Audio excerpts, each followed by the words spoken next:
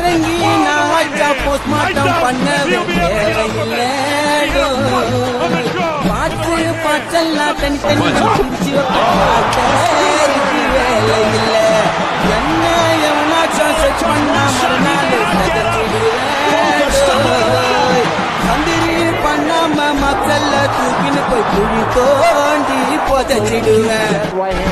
இறங்கி நான் வச்சா போஸ்ட்மார்ட்டம் பண்ணவே தேவையில்லை.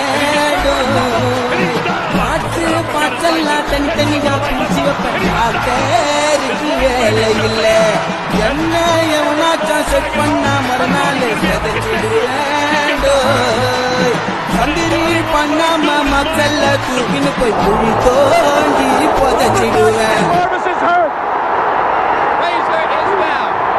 Marvis is badly hurt at this point. Uppercut again, and there Marvis is out on his feet.